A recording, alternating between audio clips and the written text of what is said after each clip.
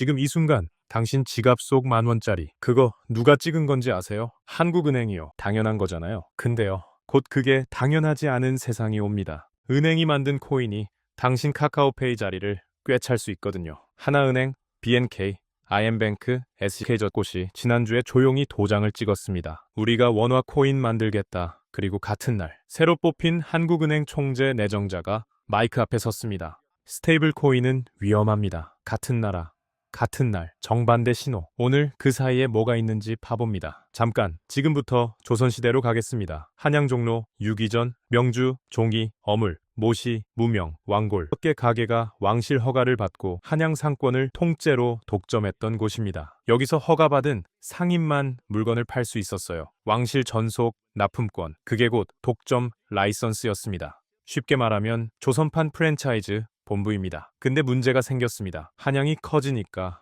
돈 들고 다니기 불편한 거예요. 엽전 수십량을 보따리에 싸서 다닐 수는 없잖아요. 그래서 나온 게 지금의 수표 개념입니다. 이 종이 들고 오면 내 전방에서 물건 드립니다. 편리하죠. 그런데 이 어음을 누가 찍느냐가 문제가 된 겁니다. 조정에서 찍으면 나라돈, 유기전 상단에서 찍으면 사설어음, 사설어음이 많아지면 뭐가 문제냐고요? 조정이 돈의 양을 조절하는 능력을 잃습니다. 시중에 어음이 넘쳐나도 조정이 손댈 수가 없어요. 그 순간부터 조정의 돈이 힘을 잃습니다. 지금 디지털 세계에서 똑같은 전쟁이 벌어지고 있어요. 무대는 조선 한양이 아니라 대한민국 금융 시스템. 어음 이름은 원화 스테이블 코인. 그리고 이 전쟁에 뛰어든 선수가 셋입니다. 하대감, 신대감, 그리고 아무도 부른 적 없는데 이미 들어와 있는 이방인 테더 상인. 자, 지금부터 동시다발적으로 세 가지 일이 터집니다. 이게 무슨 상관인지는 나중에 알게 됩니다. 일단 지켜보세요. 지난주 새벽 하나금융하대감이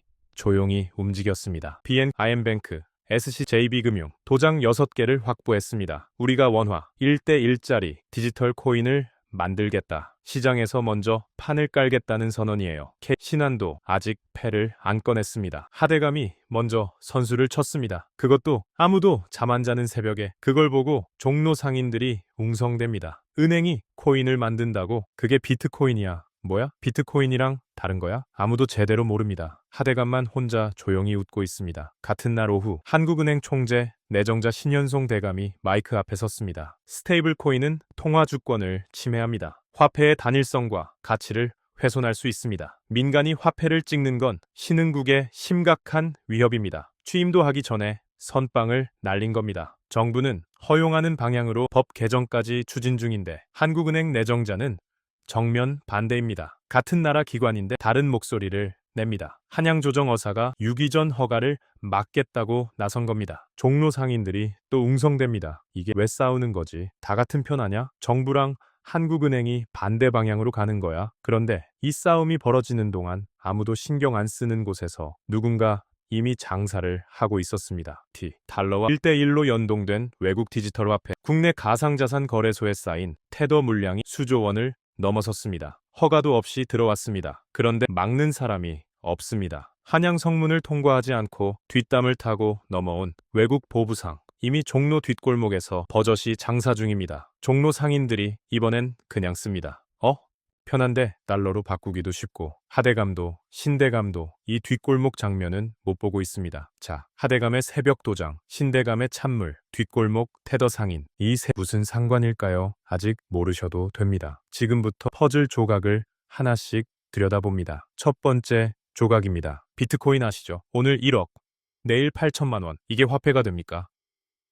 밥값 내려고 코인 꺼냈는데 계산하는 사이 빠지면 그냥 지갑 닫게 돼 있습니다. 실제로 엘살바도르가 2021년에 비트코인을 법정화폐로 만들었다가 어떻게 됐는지 아시죠? 물가가 비트코인 가격에 연동돼서 시민들이 폭발했습니다. 그래서 나온 게 스테이블 코인, 가격이 특정 자산에 고정된 디지털 화폐입니다. 원화 코인 완계. 이게 부예요. 오르지도 내리지도 않습니다. 그냥 디지털 원화입니다. 투기 수단이 아니에요. 그냥 돈인데 디지털로 된 겁니다. 그럼 기존 카카오페이랑 뭐가 다르냐고요? 카카오페이는 카카오 서버가 이 사람 잔액 얼마를 기록하는 방식입니다. 카카오 서버가 터지면 돈 못 씁니다. 실제로 2022년 10월 카카오 데이터 센터 화재 때 카카오페이 못 쓴 거 기억하세요? 스테이블 코인은 블록체인에 기록됩니다. 서버가 없어요. 누군가 서버를 꺼도 사라지지 않습니다. 전 세계 어디서나 작동합니다. 여기서 더 중요한 게 있습니다. 수수료입니다. 지금 해외 송금 수수료가 얼마인지 아세요? 은행 국제 송금 건당 5,000원에서 10만 5,000원.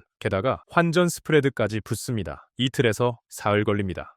스테이블 코인으로 해외 송금하면요. 3초 수수료 100원 미만. 이게 기술의 차이입니다. 그래서 하대감이 새벽에 도장을 받으러 다닌 겁니다. 원화 스테이블 코인 결제망을 먼저 깔면 수수료 시장을 통째로 먹을 수 있거든요. 국내 간편 결제 시장 규모만 연간 해외 송금 시장까지 합치면 그 숫자는 훨씬 커집니다. 이 시장의 결제 인프라를 누가 쥐느냐? 그게 하대감이 새벽을 포기한 이유입니다. 먼저 깔면 나중에 KB가 들어오고 싶어도 하대감 망 위에서 놀 수밖에 없거든요. 두 번째 조각입니다. 그럼 한국은행은 반대할까요? 기술 발전 막는 꼰대 아냐? 그렇게 보이죠.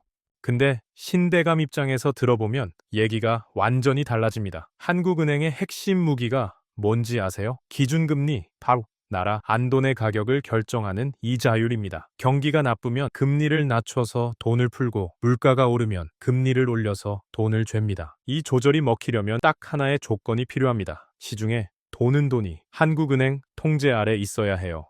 시중은행이 대출을 얼마나 해주느냐도 그 대출 이자가 얼마냐도 결국 한국은행 기준금리에서 출발합니다. 그런데 민간은행이 원화 코인을 자기들 마음대로 발행하면 어떻게 될까요? 한국은행이 금리를 올려봤자 하대감 코인은 자기 규칙으로 굴러갑니다. 원화 코인으로 결제하고 대출받고 이자 내는 시스템이 한국은행 바깥에 따로 생기는 거예요. 한국은행 정책이 시중에 전달이 안 됩니다. 자동차로 비유하면 핸들을 돌리는데 바퀴가 안 따라오는 겁니다. 시속 100km로 달린 브레이크가 안 듣는 겁니다. 역사적으로 이게 터지면 어떻게 됐는지 아세요? 1997년 IMF 외환 위기입니다. 당시 한국 기업들이 사실상 달러 어음을 마구 발행했습니다. 단기 외채를 무더기로 끌어다 썼죠. 한국은행이 조절할 수 없는 돈이 시장에 넘쳐 흘렀습니다. 결말은 아시죠? 그에 손 벌렸습니다. 나라 전체가 1997년 겨울을 보내야 했습니다. 신대감이 찬물을 끼얹은 이유가 바로 이겁니다. 기술 혁신이 싫은 게 아니에요. 통화정책 핸들을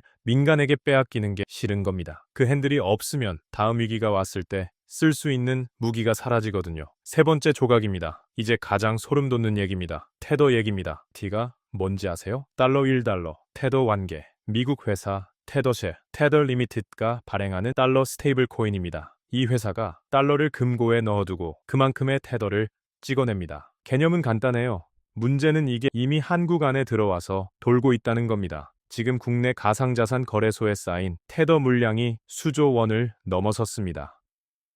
업비트, 빗썸 이용자들이 원화를 테더로 바꿔서 들고 있습니다. 코인 거래할 때 원화 대신 테더로 결제하는 거예요. 이게 왜 문제냐고요? 테더로 거래되는 순간 그 돈은 달러 시스템 안에서 돕니다. 한국은행 통제 바뀝니다. 원화가 테더로 변환되는 순간 그 돈의 주인이 바뀝니다. 전 세계 스테이블 코인 시장에서 테더 혼자 점유율이 70%입니다. 2위 합치면 퍼센트가 달러 기반이에요. 원화 기반 스테이블 코인은요, 사실상 제로 제공 가깝습니다. 이게 무슨 뜻이냐? 전 세계 디지털 결제 인프라를 달러가 통째로 먹고 있다는 겁니다. 한국이 지금 원화 코인을 못 만들면 우리 결제 시스템이 서서히 달러에 잠식됩니다. 종로 뒷골목에서 장사하던 테더 상인이 어느 날 유교전 정문을 당당히 차지하게 되는 겁니다. 허가 없이 들어온 상인이 결국 주인이 되는 거예요. 자, 이제 퍼즐 세 조각을 한 판에 놓겠습니다. 하대감의 새벽 도장은 결제 시장 선점 전쟁이었습니다. 신대감의 찬물은 통화주권 사수 전쟁이었습니다. 테더 상인의 뒷담 넘기는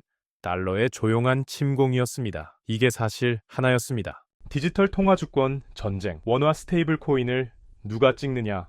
그 한 가지 질문이 결제 인프라, 통화 정책, 달러 패권 세 개를 동시에 건드리고 있었습니다. 세 사건이 각자 따로 노는 것처럼 보였는데 사실은 하나의 거대한 퍼즐이었습니다. 역사에서 비슷한 장면을 본 적이 있습니다. 1944년 브레턴우즈 체제, 2차 세계대전이 끝나갈 무렵 전 세계 3세계국 대표단이 미국 뉴햄프셔의 작은 호텔에 모였습니다. 그때만 해도 기축통화는 영국 파운드였어요. 그런데 전쟁으로 영국이 무너지자 미국이 단번에 결제 인프라 표준을 달러로 바꿔버렸습니다. 그게 지금까지 80년 동안 이어진 달러 패권의 시작이었습니다. 힘이 아니라 결제 인프라를 먼저 선점한 쪽이 세계를 지배했습니다. 지금 디지털 세계에서 그 판이 새로 깔리고 있습니다. 전 세계 스테이블 코인 시장이 2030년까지 최대 4조 달러 규모로 성장할 거라는 전망이 나옵니다. 이 인프라를 달러가 다 먹으면 디지털 브레턴우즈가 완성됩니다. 그리고 그 세계에서 원화의 자리는 없습니다. 한국 입장에서 보면 원화 결제가 되던 자리에 달러 코인이 들어앉는 겁니다. 내가 카카오페이로